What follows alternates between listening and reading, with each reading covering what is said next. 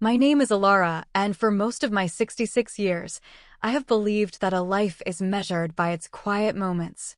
The slow unfurling of a fern frond in the morning light, the scent of rain on dry earth, the weight of a well-loved book in my hands, these are the things that have built the scaffolding of my world. I live in Port Blossom, a small town nestled in a gentle curve of the coastline, where the rhythm of the tides is a more reliable timepiece than any clock.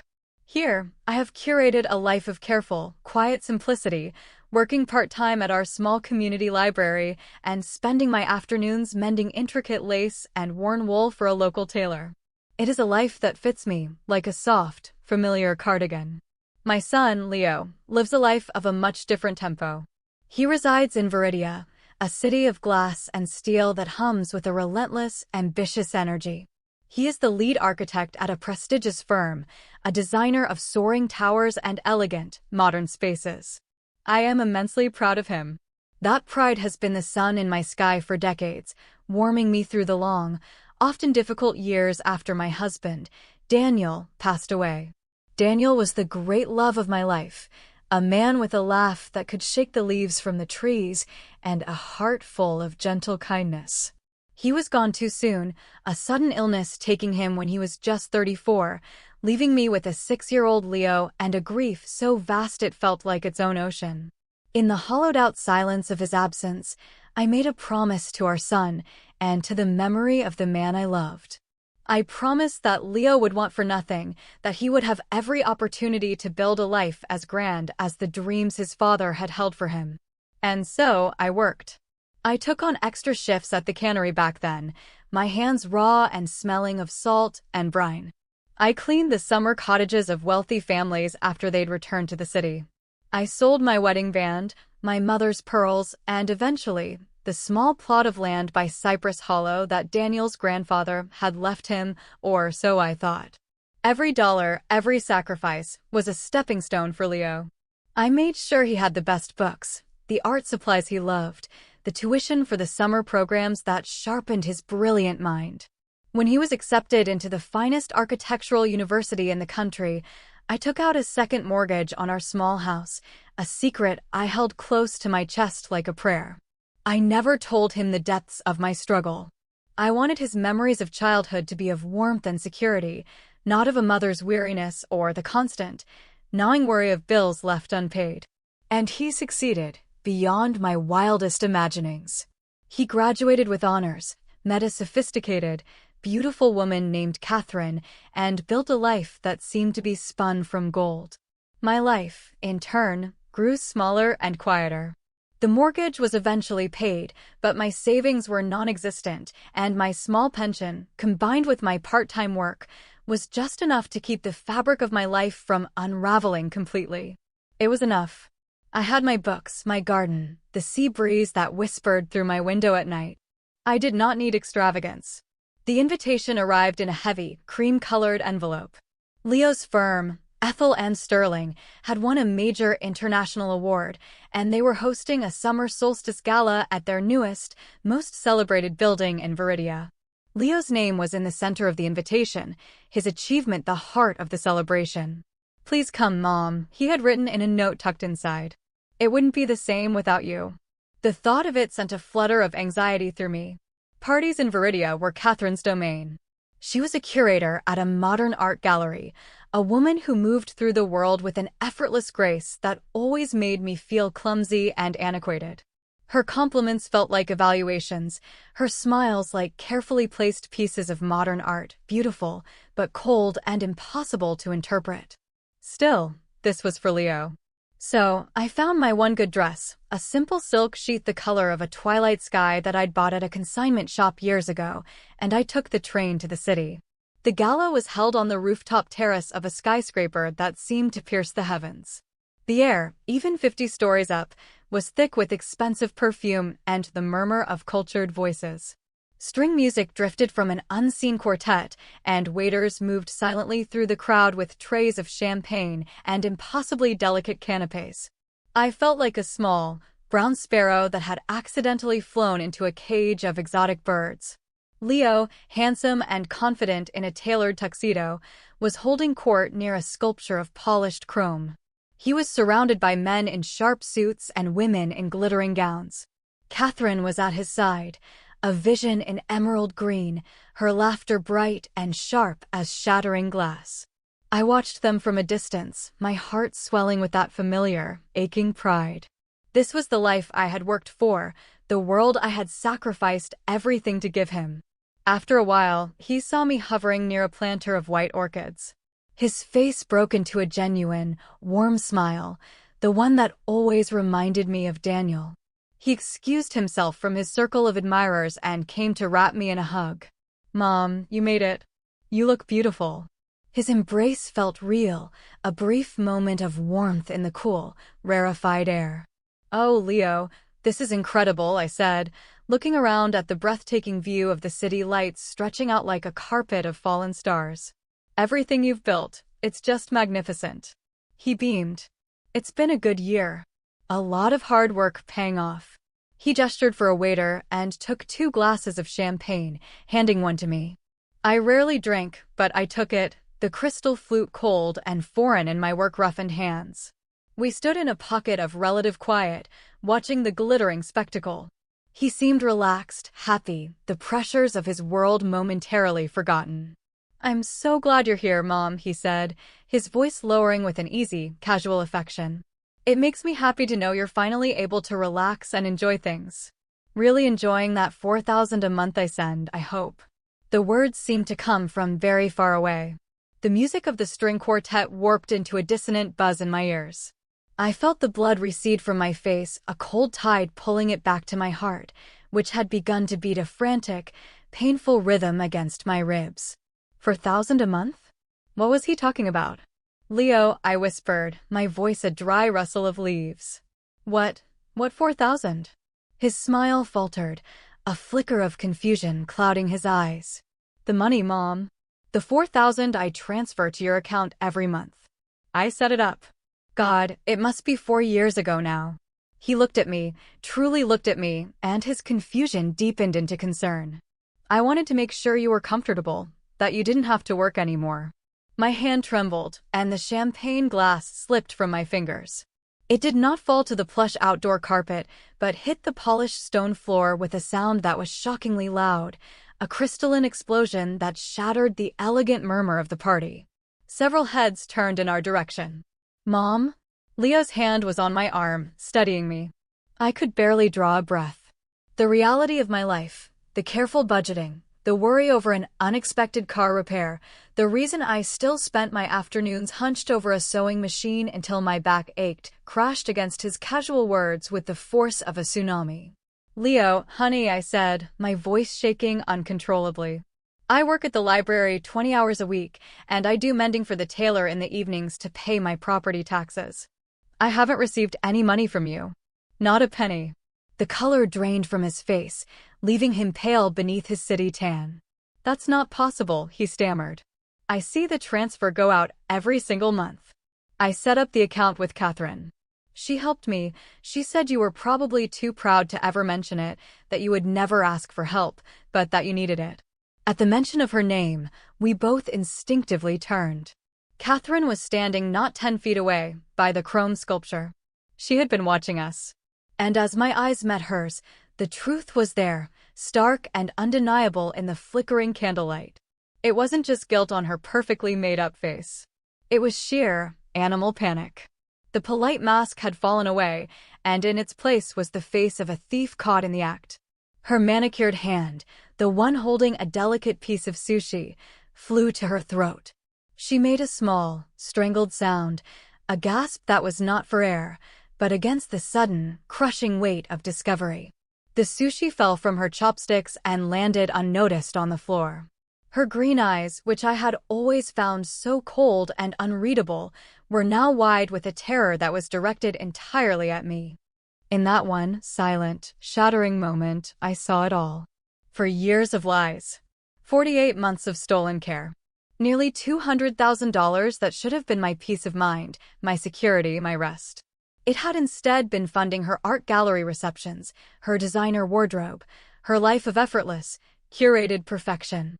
The rooftop gala, with its stunning views and its symphony of success, suddenly felt like a cage. The glittering city below seemed to mock me. This beautiful world Leo had built, the one I had sacrificed my own life to help create, had been built on a foundation of lies, with stones that were meant for me. Leo was rushing to Catherine's side, asking what was wrong if she was choking. But she wasn't. She was choking on the truth.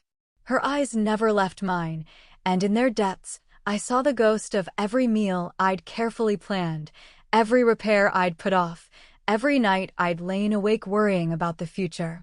And as I stood there, amidst the ruins of what I thought I knew, a strange and unfamiliar feeling began to bloom in the barren landscape of my shock. It was not anger, not yet.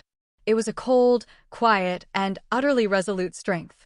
For the first time in a very long time, I was no longer just Leo's mother who had sacrificed everything.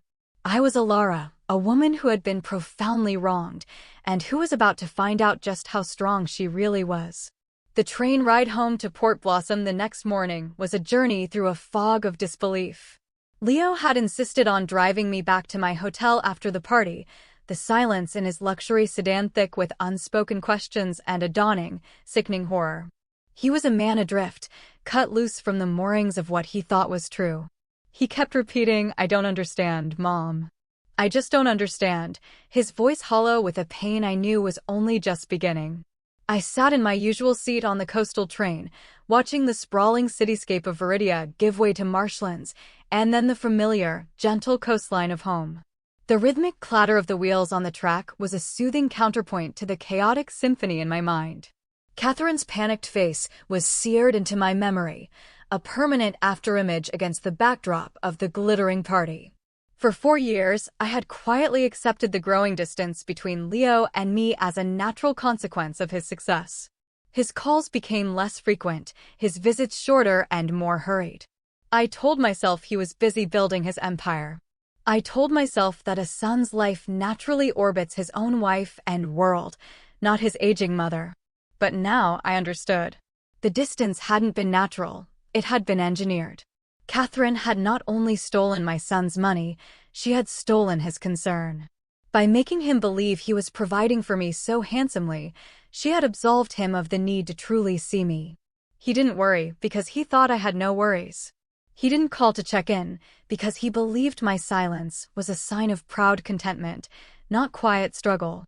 When I arrived back at my small cottage, the scent of salt and roses that usually welcomed me felt different. The familiar comfort of my home was now overlaid with a new, harsh reality.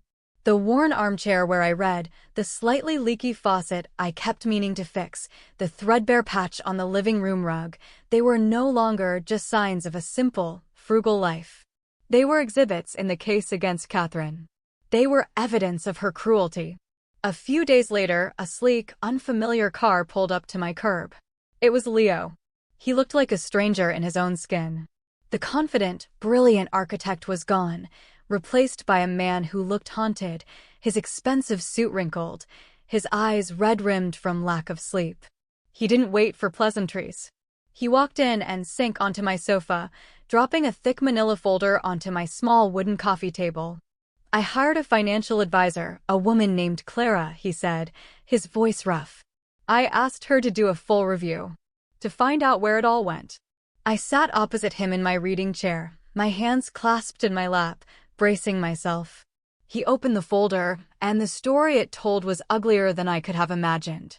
There were bank statements from an account in my name, Alara Vance, but with a post office box address in Viridia. Month after month, for 48 months, his automatic transfer of $4,000 had appeared. And just as quickly, it had disappeared. "Look at this," he said, his finger tracing a line of withdrawals. "Spa weekends. Designer boutiques on a street I've never even heard of. A consulting fee to her own art gallery. A down payment on a sports car she told me was a gift from her parents." He laughed, a bitter, broken sound. "She was spending it as fast as it came in. While you were mending clothes to pay your taxes." The numbers blurred before my eyes. $192,000. A sum so vast it felt fictional. It was a phantom life, a life of ease and security that had been mine in name only, while Catherine had lived it for me. But that wasn't the worst of it. Clara's investigation had gone deeper. "There's more," Leo whispered, pushing another set of papers toward me. She wasn't just taking the monthly transfer. I read the documents, my heart growing colder and heavier with each word. There were emails between Catherine and Leo. In them, she had carefully constructed a narrative of my fictional life of hardship. "Ilara had a terrible fall, Leo. She needs some short-term in-home care. She's too proud to ask you, of course, but I think about $15,000 should cover it." Another, from the following year: "That big winter storm really damaged the cottage roof, darling. I got a quote, and it's nearly $25,000. We can't let her live like that." And another: "Her old car finally gave out completely. I found a reliable used one for her, but it's $10,000 she just doesn't have." Lie after lie. Fictional crisis after fictional crisis. Each one designed to pull more money from my son's generous heart, and each one a carefully placed brick in the wall she was building between us. He had sent the money, every time, believing he was rescuing me, all while I was blissfully unaware, patching my old coat and worrying about the price of groceries. The total, including the emergency funds, was over $250,000. Then, my eyes fell on a name I hadn't thought of in years: Cypress Hollow. "What's this?" I asked, my voice barely audible. Leo looked down, his face a mask of misery. "I'm so sorry, Mom. This is the part one can't forgive. Years ago, in the depths of my struggle, I had believed I'd lost the small, 2-acre plot of coastal land Daniel had inherited. I'd been unable to pay the property taxes and had assumed the county had seized it and sold it at auction. I'd grieved it as another loss, another piece of Daniel I had failed to hold on to. But the property had never been sold. Catherine had discovered the delinquent tax bill 4 years ago. Using the money she stole, she had quietly paid the back taxes and had kept them current ever since. Clara had found the records. Catherine had even hired a surveyor and an agent to discreetly inquire about its development potential. "That land, Mom," Leo said, his voice thick with emotion. "It's beachfront property. The town has expanded. It's worth a lot." The agent estimated its value at nearly $2 million. The room began to spin. The little plot of land where Daniel had dreamed of one day building a small cabin for us, the land I had mourned for 30 years, was a treasure she had been polishing in secret, waiting to claim it for herself. She had been paying the taxes with my own stolen money, creating a paper trail that would make it look as if she were the property's faithful steward. Her plan, Clara had surmised, was likely to wait until I was gone, then use her documentation to stake a claim as the rightful heir to what she would frame as an abandoned family asset. It was the sheer, breathtaking audacity of it that left me speechless. It was a plan of such cold, calculated cruelty. She wasn't just a thief, she was a predator. She had seen my quiet life, my lack of resources, my distance from my son, and she had seen an opportunity. She had systematically dismantled my relationship with my son, plundered his generosity, and laid claim to my husband's legacy, all while I sat in my little cottage, believing the world was exactly as it seemed. I looked at Leo, at his crumpled suit and his broken heart, and I saw the little boy who had cried in my arms for his father. I saw the teenager for whom I had worked my fingers to the bone. I saw the man I was so proud of, a good man, a kind man, who had been deceived by a woman he loved.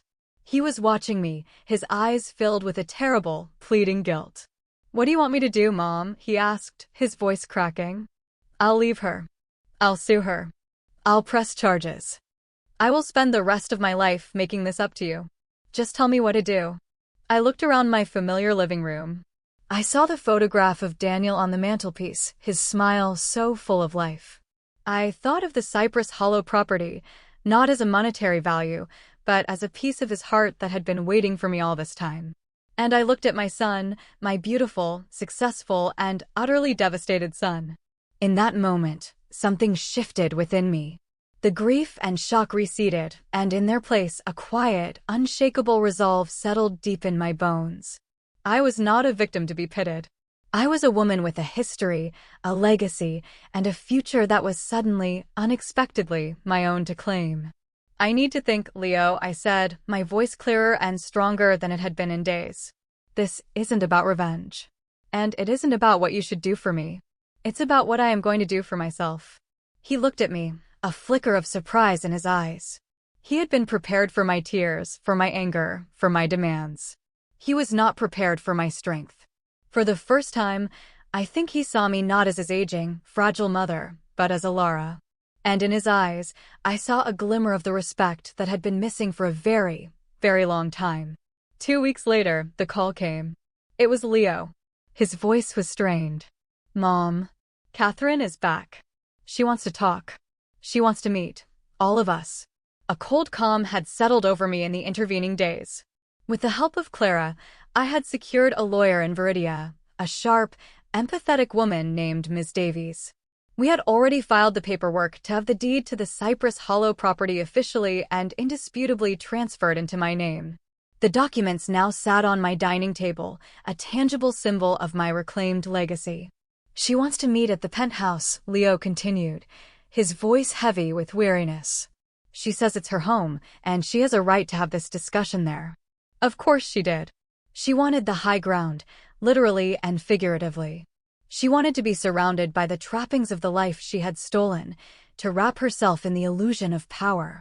The old Alara would have acquiesced, eager to avoid conflict. But the old Alara was gone. No, I said, my voice firm but quiet. We will meet at Ms. Davies' office. This is not a family squabble, Leo. It is a legal matter. She can meet us on neutral ground, or she need not meet us at all. There was a pause on the line. I could hear him take a breath. You're right, he said, a note of admiration in his voice. Okay, I'll tell her. The law office was on the 32nd floor of a downtown building, a space of quiet, professional austerity. Polished wood, soft gray upholstery, and a panoramic view of the Viridia harbor. I wore my simple twilight blue dress, but it felt different now. It was no longer the best I had. It was a choice. It was me. I sat at the long conference table with Ms. Davies beside me. Leo sat across from us, next to his own lawyer. He looked at me and gave a small, supportive nod. Then, the door opened and Catherine walked in, followed by her attorney, a man with a dismissive air and a suit that probably cost more than my car. Catherine looked diminished. The effortless confidence was gone, replaced by a brittle, defensive posture. But as she sat down and her eyes met mine, I saw the manipulator was still there, searching for an angle, a weakness to exploit. Alara, she began, her voice a practiced murmur of contrition. Leo, I know this looks terrible. But you have to understand, my only intention was to protect our family. Miss Davies cleared her throat softly. For the record, Ms. Vance, all parties have consented for this meeting to be recorded. Catherine's eyes flickered toward the small device on the table before she continued. I was trying to manage Leo's guilt, she said, her gaze fixed on me. You are such a strong, independent woman, Alara. You never would have accepted charity. I thought if I handled the funds, I could ensure you were cared for without compromising your dignity. And the Cypress Hollow property? I asked, my voice even. Were you attempting to secure my husband's legacy for my dignity as well? Her composure cracked. That was an investment. A family asset. I was protecting it for Leo's future, for our future. It was never your asset to protect, Leo said, his voice cutting through her excuses like glass. It belongs to my mother. It was left to her by my father. Daniel was your stepfather, Leo, she snapped, the mask of apology falling away to reveal the raw desperation beneath.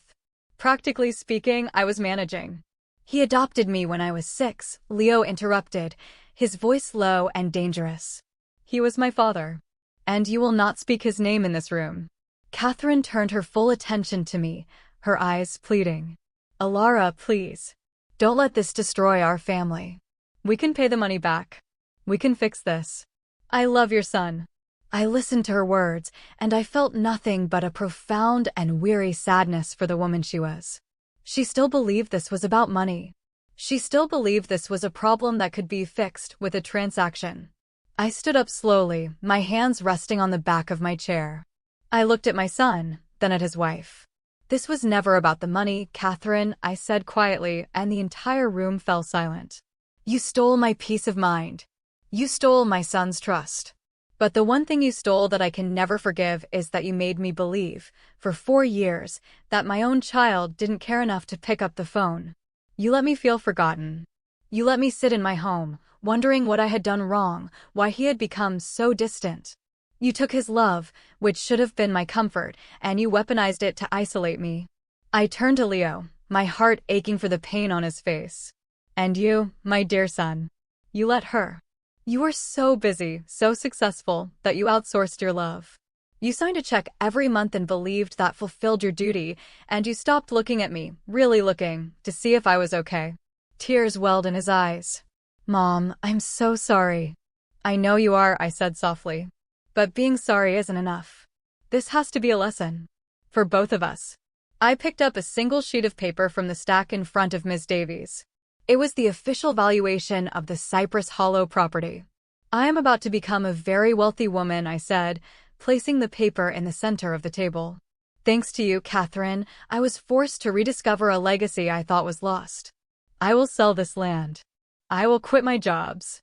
I will buy a small, beautiful house somewhere warm. I will travel. I will learn to paint. I will live the rest of my days in comfort and peace. A life you inadvertently provided for me. Catherine stared at the paper, her face ashen. I will not be pressing criminal charges, I continued. And I will not see you for the $250,000 you spent on cars and clothes. Because my revenge will not be seeing you in court. My revenge will be living a magnificent life, while you have to live with the knowledge of what you are. I gathered my purse. The choice now, Leo, is yours. You must decide if you want to remain in a marriage built on a foundation of deceit, or if you want to build an honest life. If you want a relationship with me, it will be one of a mother and a son. No money will ever pass between us again. Only time and honesty and respect. That is my price. I looked at him one last time. You know where to find me when you've made your decision. And with that, I walked out of the conference room, leaving the wreckage of their life behind me. I did not look back. I walked toward the elevators, toward the sunlight, toward the rest of my life. For the first time, I was not walking away from something, but toward myself. And the feeling was not one of vengeance, but of liberation. It was the feeling of being, finally, free. 1.5 years has passed since that day in the lawyer's office. I am writing this from the sun-drenched lanai of my new home in a small, quiet community on the Gulf Coast of Florida. The air is soft and smells of hibiscus and salt. Every morning, I wake not to the buzz of an alarm clock, but to the gentle song of a mourning dove outside my window. My life is my own. The Cypress Hollow property sold for more than any of us had imagined. After taxes, I was left with a sum that felt abstract, a string of zeros that promised a future I had never dared to dream of. I bought this small, perfect house, with a garden full of flowers I am slowly learning to name. I have a small studio filled with canvases, most of them displaying my clumsy but joyful attempts at capturing the colors of the sunset over the water. I am not a great artist, but I am a happy one. Leo did make his decision.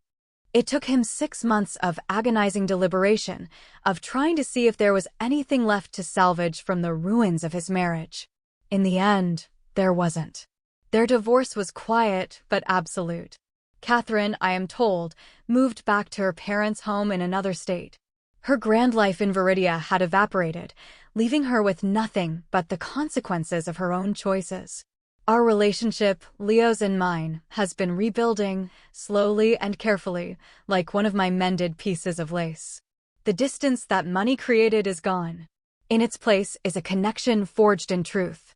He calls me every Sunday, not out of duty, but because he wants to hear about my painting class or my arguments with the squirrels in my garden. He visits 3 or 4 times a year, and when he is here, he is fully present. We sit on this lanai and talk for hours. He helps me with my gardening, his architect's hands surprisingly gentle with the delicate seedlings. He came to visit last month and he brought someone with him. Her name is Sarah. She is a landscape architect, a woman with warm eyes and soil under her fingernails. She laughed at my jokes, she admired my clumsy paintings with genuine enthusiasm, and she spoke to me not as Leo's fragile mother, but as a woman with a life and stories of her own. She saw me. As we sat watching the sun dip below the horizon, painting the sky in shades of orange and violet, Leo reached over and took my hand. His felt warm and strong. "Are you happy, Mom?" he asked, his voice quiet. I looked out at the peaceful water, at the gentle sway of the palm trees. I thought of my little cottage in Port Blossom, of my quiet life of struggle, of the woman I used to be. I was not unhappy then, but my world was small, circumscribed by necessity. Now it felt limitless. "I am more than happy, my love," I replied, my voice thick with an emotion I couldn't quite name. It was gratitude, but not just for the money. It was gratitude for the journey. The betrayal that almost broke me had, in the end, been the very thing that led me to this shore. It had forced me to stand up, to claim my own worth, and to teach my son what it means to truly care for someone. "I have peace," I told him. "And I have self-respect. It turns out those are far more valuable than any amount of money." He squeezed my hand, his eyes shining with a love that was no longer complicated by guilt or obligation. It was just love, pure and simple. And as the last sliver of sun disappeared, leaving the sky in a soft, twilight glow, I knew I had everything I had ever truly wanted. My life was not measured in quiet moments anymore. It was measured in the deep, abiding joy of a hard-won, finally claimed peace.